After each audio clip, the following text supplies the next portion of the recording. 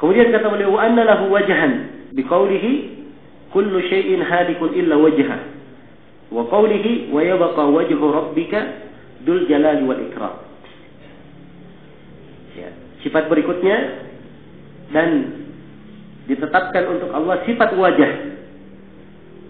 Ya, tetapkan untuk Allah sifat apa?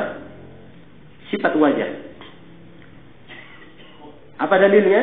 Ingat ya, kalau ditetapkan harus ada apa? Harus ada dalil. Dalilnya firman Allah, kullu syai'in halikun illa wajhah.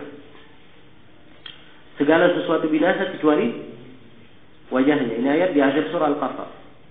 Segala sesuatu binasa kecuali wajahnya. Ya. Ditetapkan wajah bagi Allah Subhanahu wa taala. Pada hari kiamat semuanya binasa. Ya. Kecuali wajah Allah Subhanahu wa taala. Jelas ya? Demikian pula ayat berikutnya, dalil tentang penetapan sifat wajah, itu ayat di surah Ar-Rahman. Ya, ayat sebelumnya, kullu man 'alaiha fan.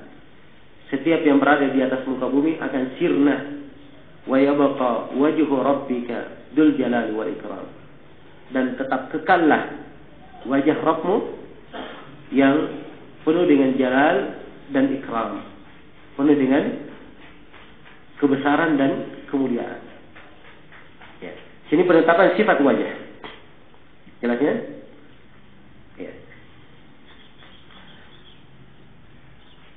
Nah, ini uraian Imam Syafi'i di sini, walaupun pembahasan beliau dengan apa yang telah kita baca itu mirip dengan apa yang disampaikan oleh Imam Malik.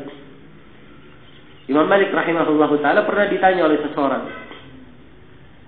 wahai Malik, di dalam Al-Quran Allah berfirman Ar-Rahman alal arsy istawa. Ar-Rahman di atas arsy-nya beristiwa. Menyebutkan sifat istiwa. Kemudian dia tanya, ya, kaifa istawa? Bagaimana cara beristiwanya? Maka memerahlah wajah Imam Malik rahimahullah.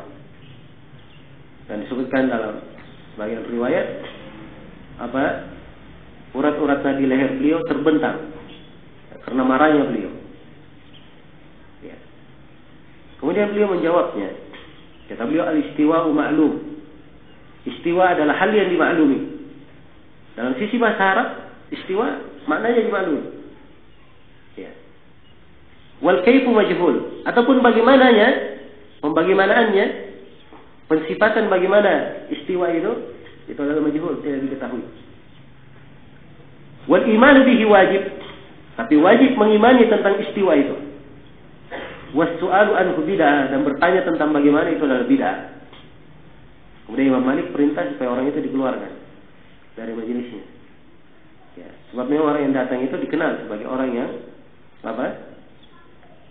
Sering mendebat di dalam masalah sifat. Karena itu wajar kalau dikeluarkan oleh Imam Malik. Ya, tapi kalau orang jahil hadir di majelis ilmu baru datang kemudian tanya yang pertanyaan yang keliru, dikeluarkan, bisa-bisa nggak datang lagi dia belajar. Ya. Jelas ya? Ya, harus dilihat perbuatan para imam itu di posisi apa, keadaannya apa. Ya, karena ada sebagai orang dia pakai perbuatan Imam Malik. Oh, keluarkan ahlul bidah. Setiap datang ahlul bidah di masjid berkelahi sampai ahlul bidahnya keluar. Ya. Ini keliru ya. Imam Malik tahu orang ini dikenal memang. Bahkan di sebagian riwayat disebutkan kunyahnya, nama orang tersebut. Ya, dan dikenal kebiasaannya.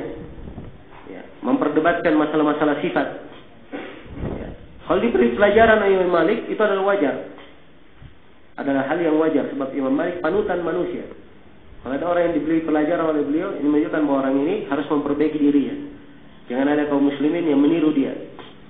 Jelas ya? Baik. Itu diantara kaidah Imam Malik sama dengan uraian Imam Syafi'i di sini.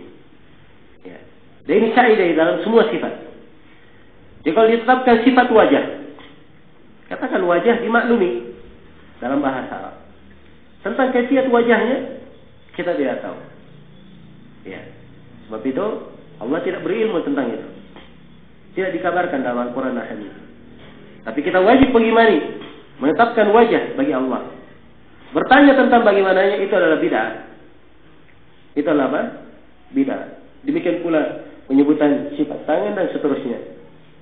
Kemudian Imam Syafi'i melanjutkan penyebutan sifat.